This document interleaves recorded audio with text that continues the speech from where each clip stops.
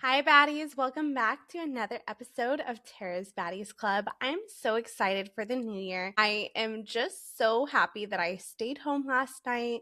I got my rest. I recorded this intro and outro for this podcast, and I wanted to be prepared for the new year.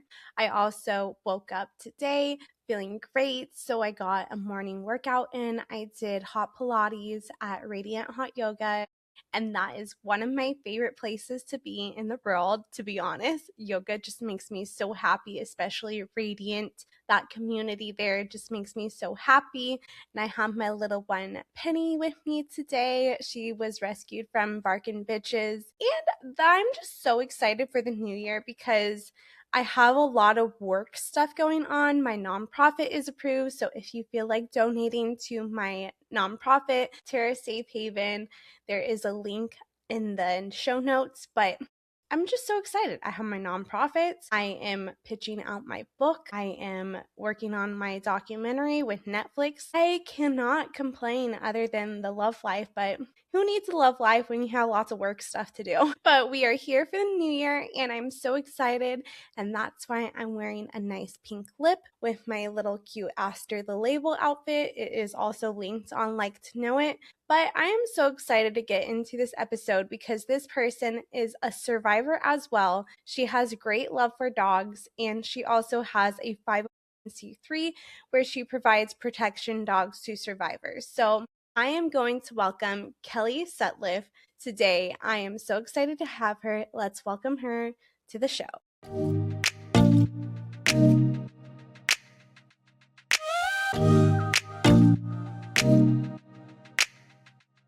Hi, Kelly. Welcome. I'm so excited to have you today. I connected with you over Instagram, and it was interesting because I was at my friend's house. She was watching Toxic, and I was blown away by what was happening on the TV. And then it was so just interesting how, God, the universe connects people, especially I cannot unsee something like that and not want to get to know the person that survived that story. Thank you. And I am so appreciative of you having me on. And it's so funny, Tara, that you say how the universe connects people. Because even before we get into my story, I shared a little bit about this with you when we talked on the phone a few months ago. But I wanted to share with you again that before everything happened with my domestic violence incident, he's my ex-husband now. Chris and I would say it was like November of 2019. We were laying in bed and I think Dirty John had just come out.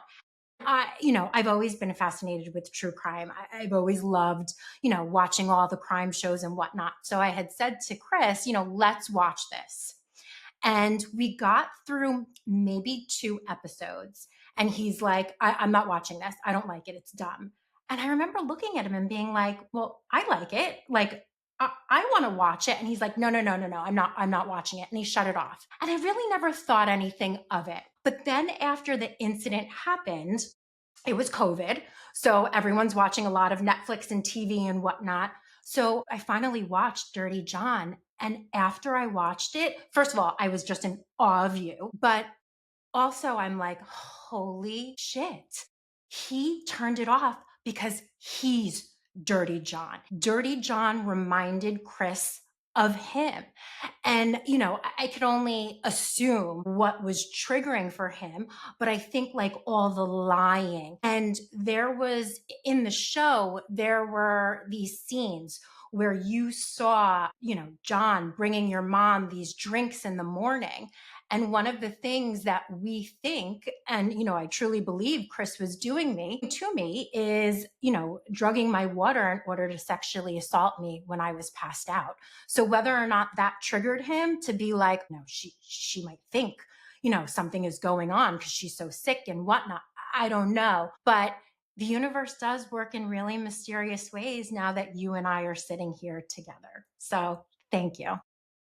Well, thank you for sharing that as well. And I know that you shared that with me before. So as I was watching your episode, I unfortunately did see the eerie similarities and why watching Dirty John might not be so great for him or triggering because even just like the military background or being having that background, I don't know what department it was in.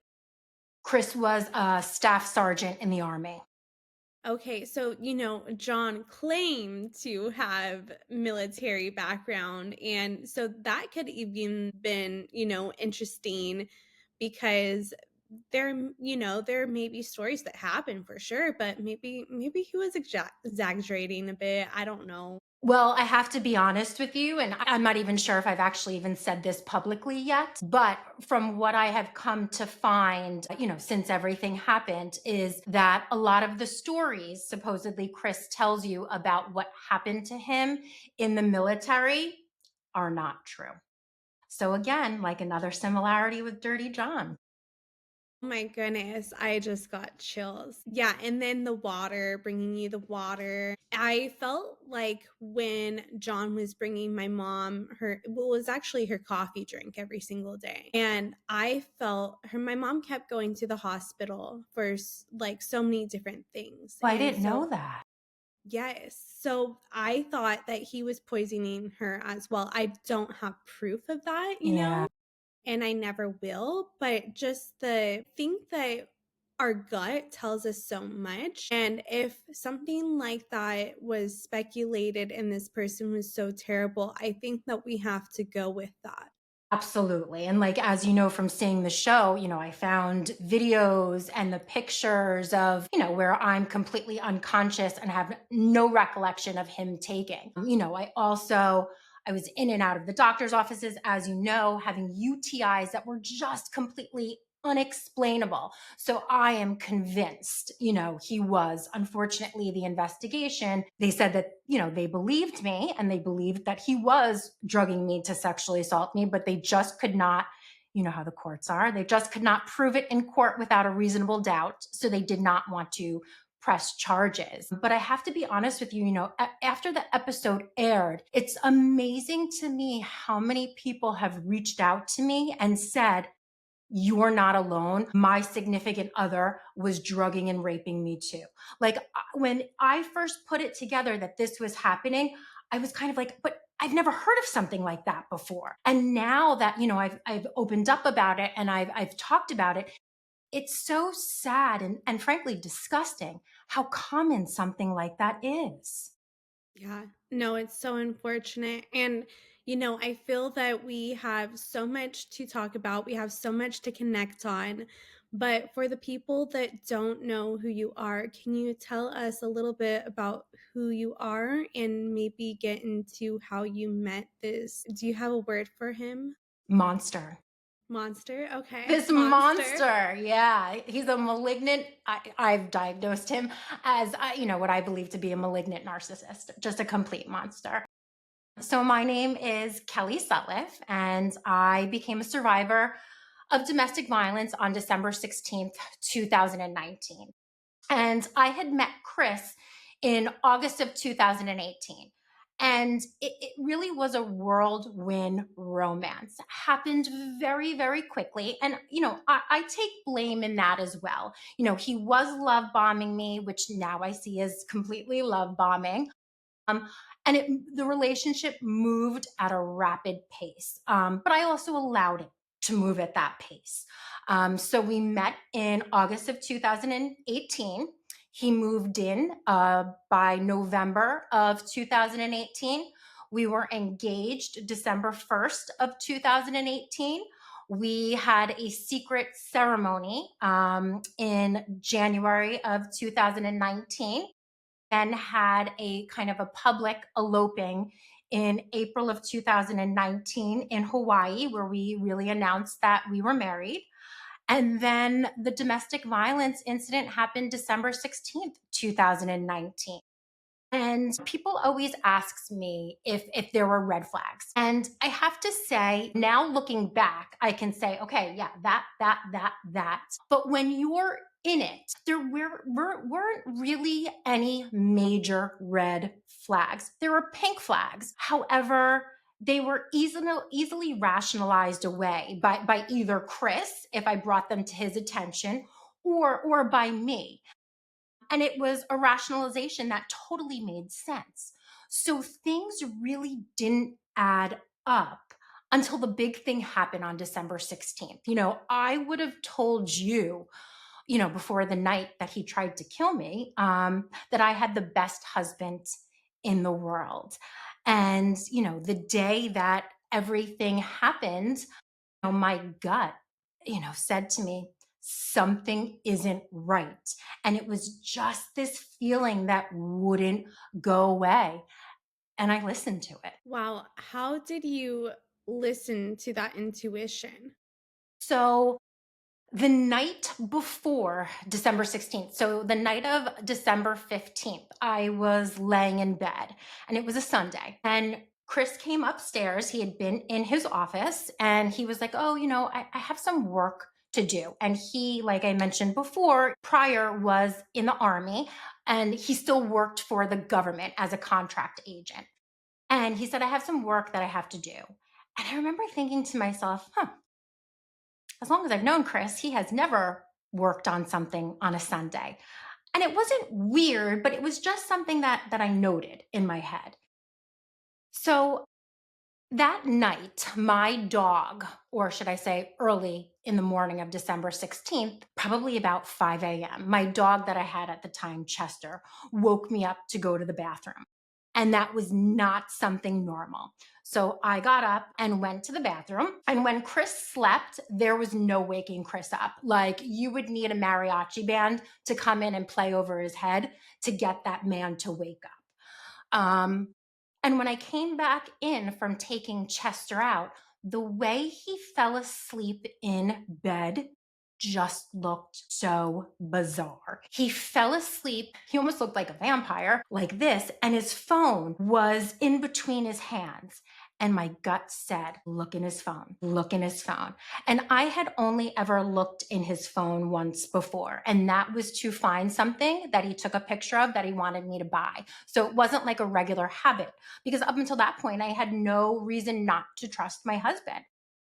But my gut kept saying, look in his phone, look in his phone. So I took his phone out of his hands. And remember, nothing wakes that man up. And I just had a bad feeling. So I went into my bathroom with his phone and my phone, locked the door, opened up his phone, and I found a bunch of really inappropriate as well as demeaning Instagram messages between him and another woman that he had had the night before. So I think when he was telling me that he was working on a contract in his office, he was really messaging that woman. And I can remember thinking to myself, Tara, like, I don't know who this man is because my husband would never do something like this and say these terrible things about me that are blatant lies. So, like I said to you when we first started recording, I've watched a lot of true crime. So the thought of I don't know who this man is huge going through my head right now.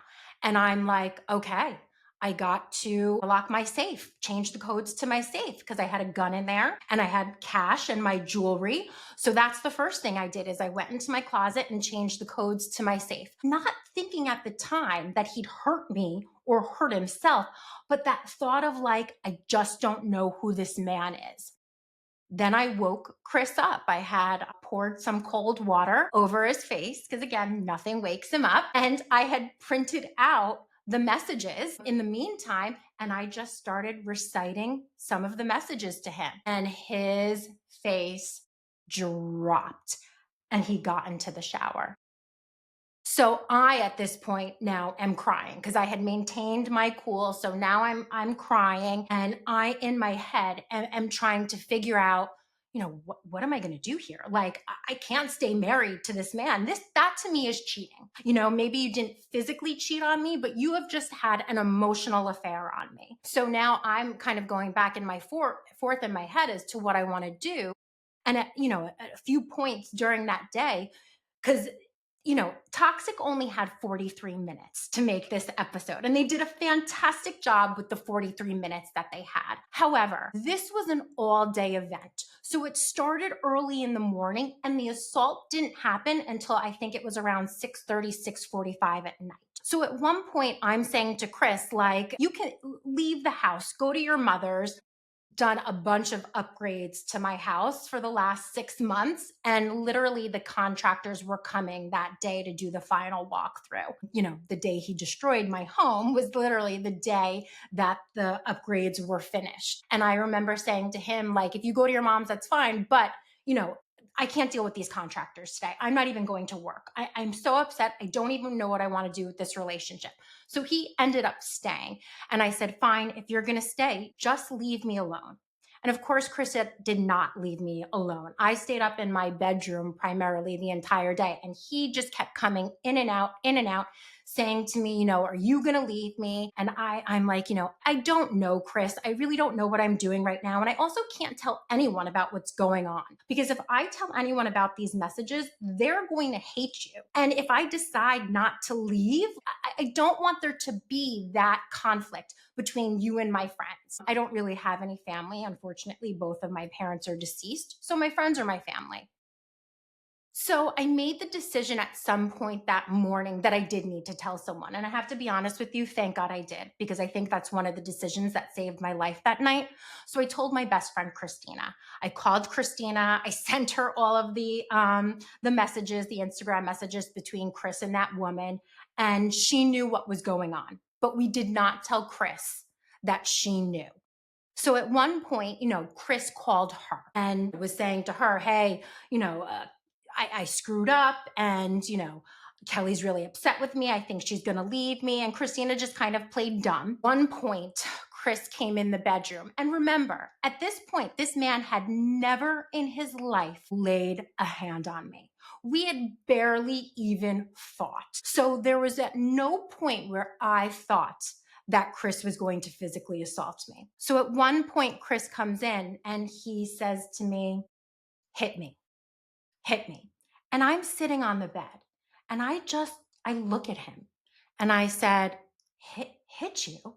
I said, I have never laid a hand on you before, and I am certainly not going to start now. And I said, I am not, you know, I'm not in physical pain. I'm in emotional pain right now. I would take my gun and shoot myself in the head before I ever lay a hand on you. So you would have to live with that for the rest of your life, because I'm in emotional pain, not physical pain. And he just looked at me and he stormed out. And I called Christina and I told her what just happened. As her and I were on the phone, Chris beeps in and I said to her, oh God, answer it, answer it. So she answers the phone and he says to her, Kelly just said she's going to shoot me with her gun. Now, I just got off the phone with Christina. She knew I didn't say that. So she immediately calls me back and tells me what Chris said. So then I said to her, gun's got to go. Still at that point, I am not thinking he's going to hurt me. I'm thinking, oh my God, he's going to hurt himself. And I can't live with that for the rest of my life, even though he never made any kind of suicidal comment or anything like that. I thought he's going to do that to spite me, because he's going to, when I tell him I'm leaving him. So he comes back into the room and he sees me holding the gun case. And he says to me, you know, where are you going with the gun? And I said, that's when I told him that I knew what he had said to Christina. And he found out that Christina and I were talking. I said, you told Christina I was going to shoot you, and you know I didn't say that. Why are you lying about my gun? And then he kind of goes off on a tangent and he said, are you leaving me? Again, remember, I don't know that I'm poking a bear. So I said to him, yeah, Chris, I'm leaving you. If you think I could stay married to you after what I just found, I said, I can't. I'm going to get a divorce. And I left to take the gun out of the house. While I'm driving to take the gun to my sister's house, I start getting some text messages from him, basically saying, I'm coming home to a dead body. I'm thinking, oh my God, does he just want me to come back to the house? Or am I coming back to the house and he's going to hurt himself? So I drop the gun off at my sister's. I rush back home And I walk in, Chris is naked. He meets me in the foyer. And I talk about this in the show, and I always bring this up, but I have never been so scared in my entire life. His eyes were black. They were like, it was like looking through him. And I can remember thinking in that moment, Kelly, keep your mouth shut, because this is going to be a fight for your life. Because it was at that moment I realized he's not talking about himself. I'm going to be the dead body. And he got into my face and he said, "Thanks so much for always having the ID channel on, because now I'm going to make this look like you tried to murder me." And then for 45 minutes, Chris physically assaulted me multiple times. He threw my head through the sheetrock wall where I lost consciousness. I don't remember that happening. I just remember getting up from the ground. He then threw me into the bedside table where I once again lost consciousness. I remember that. I remember taking that hit.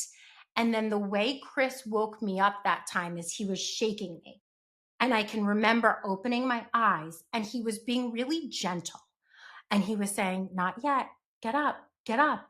And he was smiling. And I can remember thinking, like, okay, this is going to be okay. He's being nice. And the minute I opened my eyes, he smiled, got up, and then ripped my TV off the wall. And I can remember my heart sinking, because for that fleeting moment, I thought, he's nice again. It's Chris.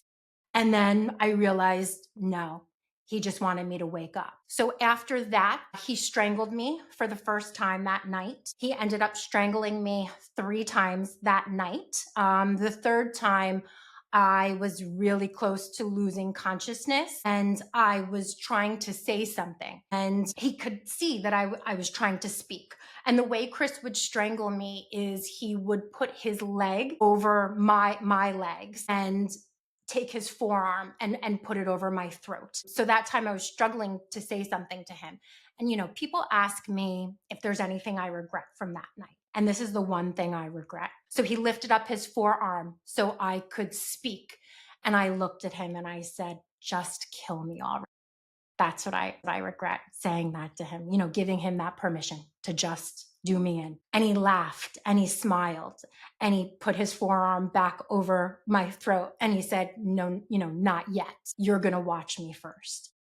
And what he meant was I was going to watch him destroy my home and then he was going to kill me. He also held a military knife to my throat that night, and he poured a bottle of Xanax down my throat, trying to get me to swallow the pills. Thank God I was able to spit them up. But after that third time that Chris strangled me, I realized, I got to get out of the house, because every time I found a phone to call 911, and you can see there's pictures of, screenshots of the phone usage where you can see there's a struggle, because every time I had that phone and I was hitting 911, that's when he would strangle me. He would grab the phone, throw it. So there's pictures of 919. What I know now that I didn't know then is one of my 911 calls actually went through. And that's the call that you hear in Toxic. I actually didn't know that call existed until about a year and a half, 2 years ago. So I didn't know that call went through. So I'm thinking, I got to get out of the house. And the dog that I had at the time, my poor Chester, I knew that he would not be able to run with me. He had kidney disease, and I knew I had to run fast. So I hid Chester in the basement, and I just took off out the front door when Chris was destroying my kitchen, because I knew he wouldn't be able to see me get out. And I ran to my neighbors. Thank God they were home, and they are just the best people ever. They answered the door, they called 911. But from my neighbor's home across the street, you could actually at the time see into my house. And I saw Chris smearing blood all over my bay window and then start to walk. And I always get emotional when I talk about this part. Start to walk towards my basement. And that's where I hid Chester. And that dog, like I mentioned to you, both my parents are deceased. And that dog meant more to me than anything in my life. And I just knew that if Chris realized I had gotten out of the house, that he would have killed Chester. And I was going to be damned if I let that man lay a hand on my dog. So from across the street, I kept screaming, Frank, I got to go back to the house. That was my neighbor.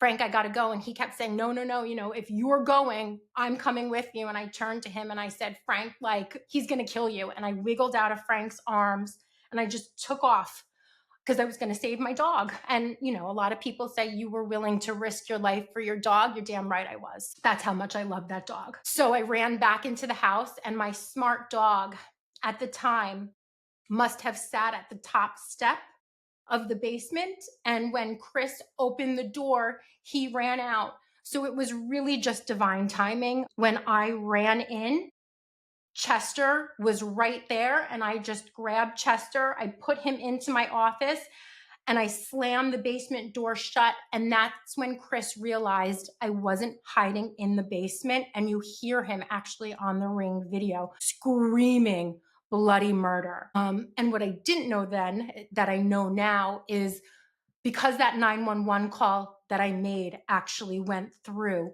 that is how the police got to my house so fast and didn't have to even wait to get the call from my neighbors, Frank and Joanne. So when I ran back to save Chester, the police were literally pulling up. So they saw me running into the house. And when I barricaded Chris in the basement, I looked to my right and I just saw a flashlight, who I now know is Detective Littman, and the police just came barging in. It was really, really divine timing. And, they saved my life that night because there was no way that I would have been able to hold Chris in the basement. They said he was coming up the stairs as they opened the door with their guns drawn. So that is what happened that night. Thank you for sharing that with me. I'm incredibly proud of you. And of course, I think that your one regret actually kind of helped saved your life in a sense too. Because if you didn't ask him that, he wouldn't have thought to like try to prolong your life longer. Right. And he could have killed you right then and there. I think that's a really good point. I agree with you. And I also think I guess I regret it because, it was like me almost saying to him I was giving up. But looking at it from the perspective you look at it, you're 100% right. And if I'm looking at it from that perspective, I think also in that moment, it was, his response was just validation to me, like, oh, I'm killing you. Like, I'm not just torturing you. I want you to watch me destroy your home. Because, I don't think I mentioned, but that night, within 45 minutes, my house was in mint condition when I walked in from dropping the gun off. Chris did $63,000 worth of damage that night in about 45 minutes. And I always say this, but that's a very generous number. It's all I could find receipts for. Chris did well over $100,000 worth of damage to my home that night. I had to live in a hotel for 2.5 months while my house was fixed. And, I think in that moment when I said that to him, he also just validated to me, like, oh no, I'm going to kill you. Yeah. Yeah. Well, I'm just so sorry you went through that, but I see you as incredibly brave, doing not everything like exactly right to like save your life, but like the things I would have done too, like going back for the dog. I'm like that, that's the part where I started tearing up. I'm like, Right. no, not the dog, because my dog was with me in my attack, and that was a big fear that John gave my dog something to poison him or kicked him where my dog could be internally bleeding out. Luckily, my dog was completely safe and fine and is just like a badass, or was a badass himself, Yeah. because his teeth, he loved those bully sticks. He loved those bones, and Yeah. his teeth were dull. That's great. But John still has stitches in his ankles because of my dog. So he was a good Poetic boy. justice. Yes, yes. And I think that you are just meant to be here on this planet. And I love it, kind of leads into actually what you are doing now in all these amazing things. But Can you talk about your healing process and what it was like, and now what you do with your dogs? I can. So, that night was really just the tip of the iceberg, to be honest with you. Because after that, I lived in a hotel for 2.5 months. I dealt with stalking. I found his phone when I went back to the house and, found these images where I am passed out and Chris is taking the creepiest pictures with me. And I have no recollection of these pictures being taken. I found videos of him masturbating to me when I am completely passed out. And, then it hit me. I had been sick really all my relationship with Chris and just getting sicker and sicker and sicker. And the doctors couldn't figure out what was wrong with me. The one thing Chris, like we talked about earlier, always did was make my water. And, we believe that Chris was drugging me in order to sexually assault me when I was sleeping.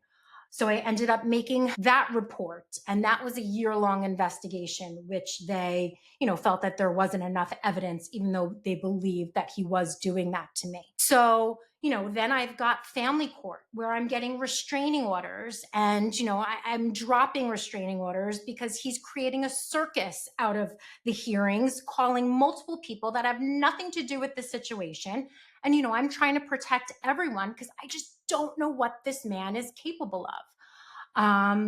You know, his so Chris, I came to find out in speaking with his exes, I am the fourth ex-wife, and we have all been abused in one way or another by Chris. And his second ex-wife does have a child with Chris. So at one point, when she found out everything that happened, she went to court for custody issues. Chris and his lawyers tried to drag me into that to get me on the stand to see what I would say in his criminal hearing. So there was so much going on at that time that healing was really hard because I really felt like it was one thing after the other. And the system was just failing me left and right. With the stalking, for example, the police had a deer camera outside my house at one point, and the cops, who were so great, the cops in my town, I never had an issue with them. I have a big issue with the prosecutor's office, the Morris County prosecutor's office, but not with the town cops. The cops said, hey, listen, like, we 100% think Chris is stalking you. We actually have what we believe is his car and his mother's car on camera, but we can't get the license plate. And even if we can get the license plate, we can't prove it's him behind the wheel. And I remember saying to them, like, what the fuck do you want me to do? Like, go outside and say, like, hey, can you roll down your window so I can take a picture, babe? Like, so I can report you for stalking and violating the temporary restraining order.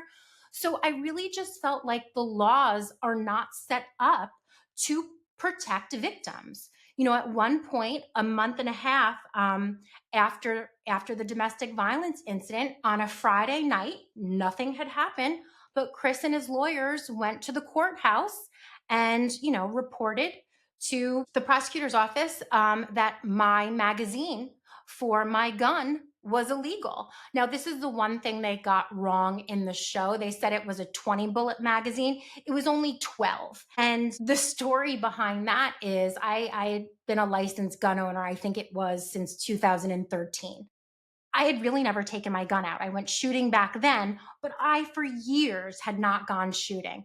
Christina, my best friend, and I went shooting in September of 2019. So only a few months before this incident happened. And when we went shooting, we took a lesson and the instructor said, oh God, your magazine is actually recently illegal. Did you know? And I'm like, oh my God, I had no idea.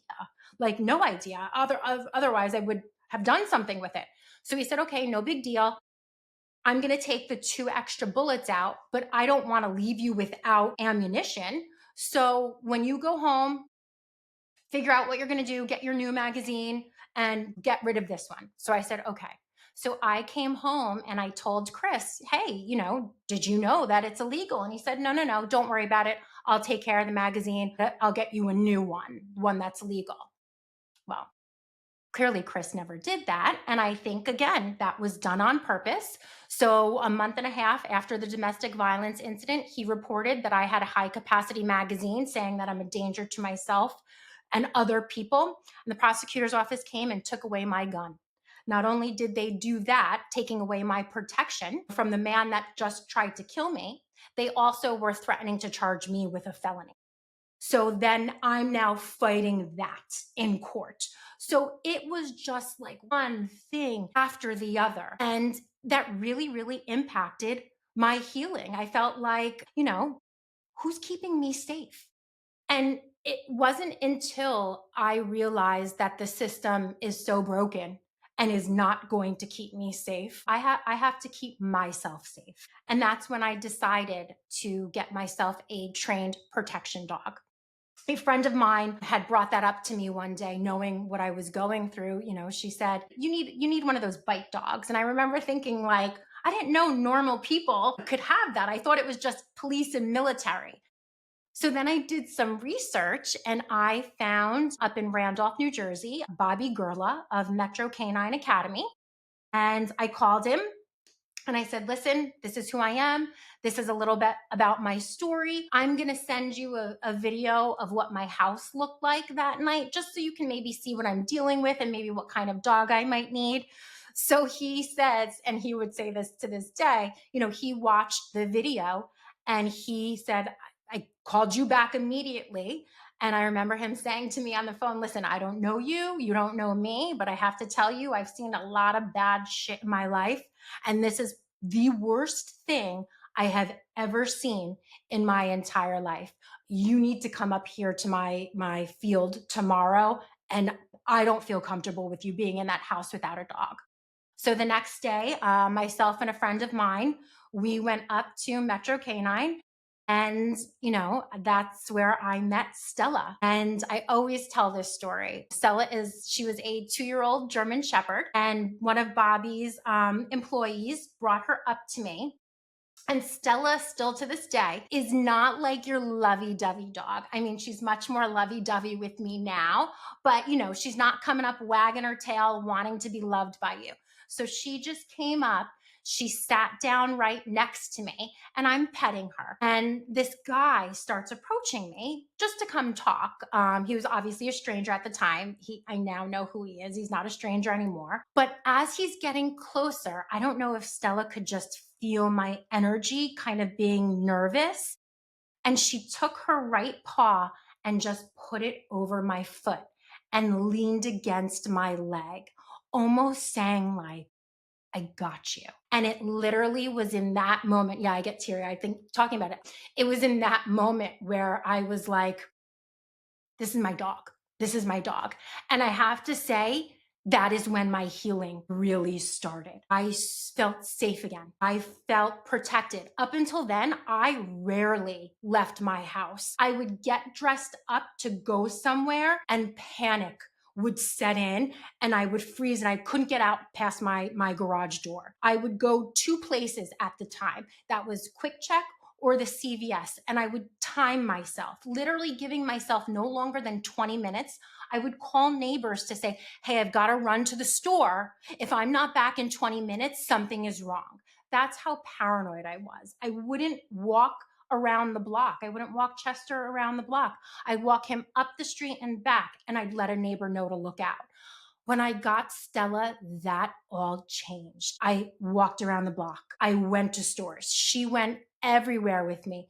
I also got her for Chester too, because, you know, I felt like he needed her. He was, I knew he was impacted by what happened that night. And I didn't want him to feel like he was responsible for keeping me safe. And I swear when Stella came into our lives, he knew why she was there. He didn't really like other dogs. They got along fine because he knew why she was there. Chester sadly has since passed away, but I was able to give him 2 more good, healthy years with Stella and safe years. So that's when my healing truly began. I felt empowered. My confidence started to come back.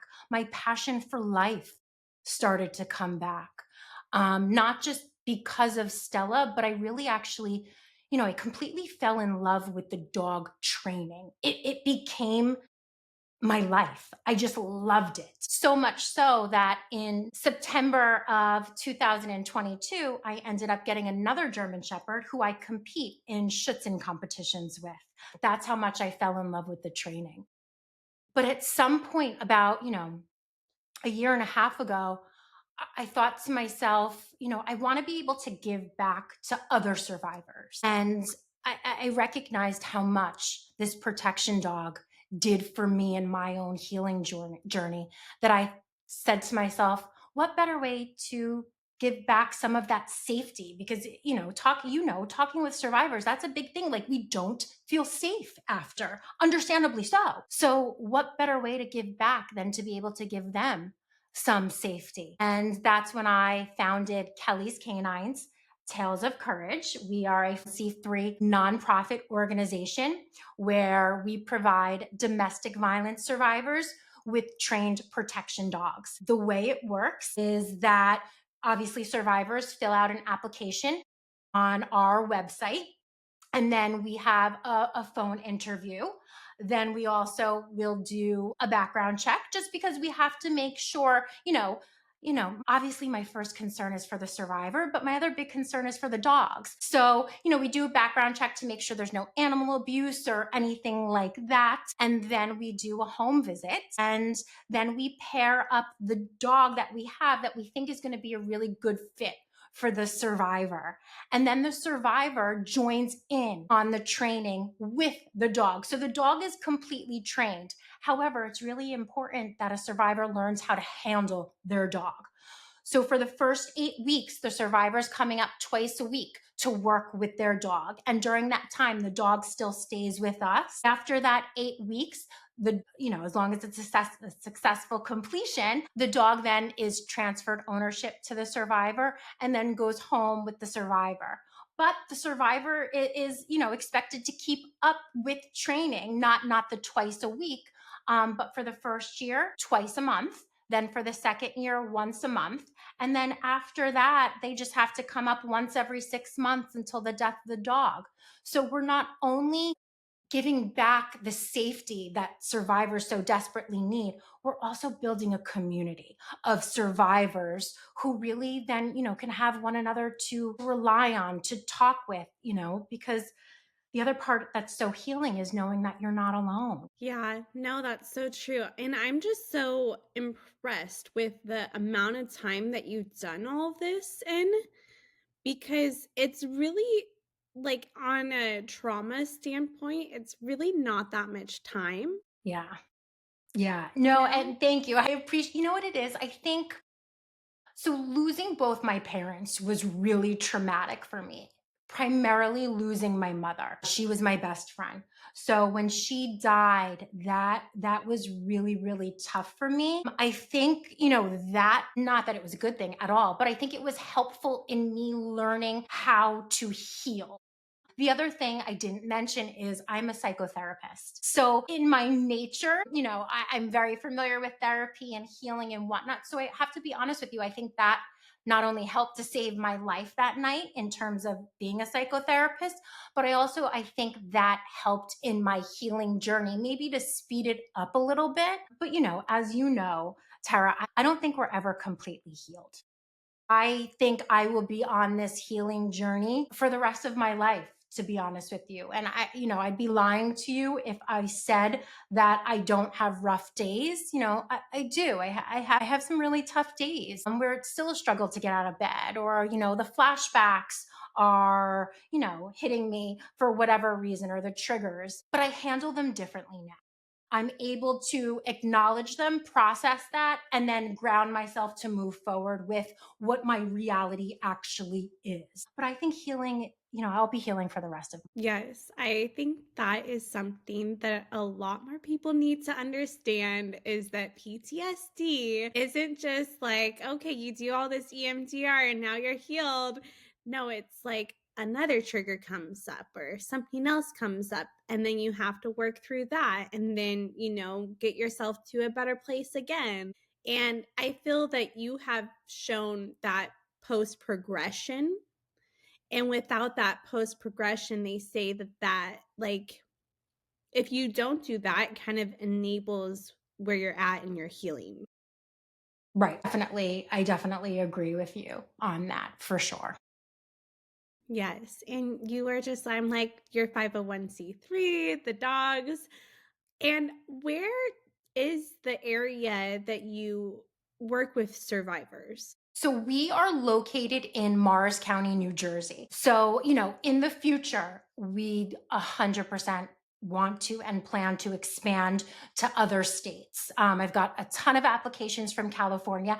And I have to be honest with you, we would not turn away someone from a different state if they could meet the training requirements still. So, I had a survivor once say, like, I can't right now, but in the future, I might be able to come out and get an Airbnb for 2 months to come out there to train. That way, getting that first 8 weeks in to learn how to work with their dog. And then, we could maneuver the contract around for people who live out of state to be able to meet their needs if they couldn't come, let's say, twice a month or whatnot.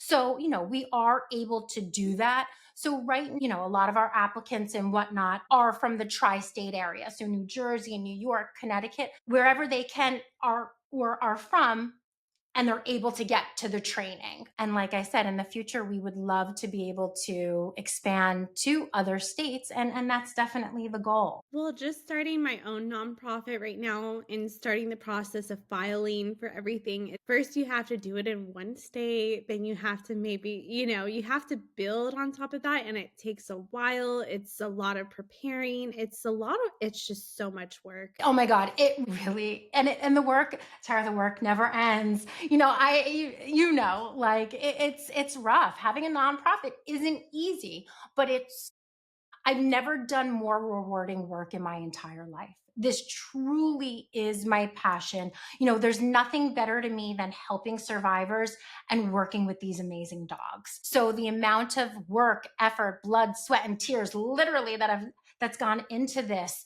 is so worth it to me. So keep at it because you're doing such great stuff.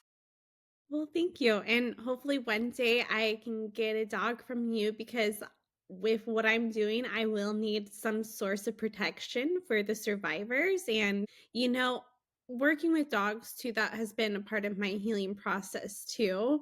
Because I was dog groomer, work as a kennel attendant. And when all of that happened, my dog barked, and so whenever I hear the dog barking, it, like, triggers me back to my attack, and so that has been something I've had to really work on, I'm and sure. it's changed my relationship with dogs, unfortunately, Sometimes I'm Mhm. like, "No, you don't bark. We're Right. just done. We're done with the bark."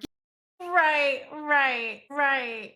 And then other times, like, I'm getting used to working with puppies right now, and their puppy bark is so different from a big dog, like, aggressive, like, "Hey, I'm warning," you know? Right, right, exactly. But you know what? That also might be something like when you're ready for a protection dog, that also might help you get through that trigger. So your brain starts to see that bark differently as no, this is not the threat. This is what's protecting me. I like that. Yeah, I definitely need to do that. I need to come to New Jersey and just, Please. We would and love to have you. I'm like, "Where's my dog?" He's right here. He's such a goofball. I love He's it.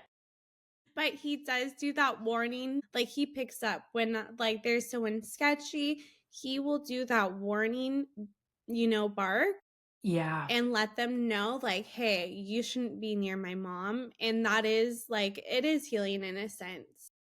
Absolutely. Because that, and especially with dogs who are trained to bite, our dogs are trained, obviously, they're trained to do a lot of things. They're very, very obedient, but they're also trained to bark on command as well as to bite on command. But not only that, if we're not always able to give a command, so they're able to recognize threats. So I think there's just something so healing to know, like, my dog knows what to do even if I don't know what's going on. Yes, yes. Okay, so where can we find your nonprofit? Where can we find you? And is there any last thing that you want to share to people out there, any survivors? Sure. So you can find me on all social media platforms under Real Talk with Kelly, as well as Kelly's Canines Tales of Courage. And the website for the nonprofit is kellyscanines.org. And it's a K and a nine, the number nine. So kellyscanines.org. I'll send you all the stuff if you want to put it out there or whatnot. Um, and I think, being that October is Domestic Violence Awareness Month, I think, two important things that I'd like to let your listeners know is, trust your gut. If your gut says something is wrong, something is wrong. The other thing that I would say is if you are in an abusive or a toxic relationship, because my relationship was not abusive, but it became abusive when I said I was leaving. Leaving is the most dangerous time for someone in a relationship that's obviously abusive or even toxic for it to become physically violent. So if you are in that kind of relationship, tell someone if you are going to leave and make a plan and do it safely. Tell someone trusted. The other thing I think is really important, what you go through as a victim of domestic violence, it's, some days are really dark and your light feels really, really dim at times. I'm living proof that healing is possible, that safety is possible, and that peace is possible. Sure, I still have my struggles from time to time, but it gets better. So when people tell you there's light at the end of the tunnel, I know it's really hard to see it sometimes, but I can promise you that there will come a day you will see the light. So just hang it. Well, beautiful. If you don't mind, can I keep you 10 minutes around for the Patreon that's exclusive and we'll just talk about what the filming process was like if you're down? Absolutely, I'm in. Beautiful. All right, we'll continue on to the Patreon. Thank you for listening to today's episode of Tara's Baddies Club with Kelly.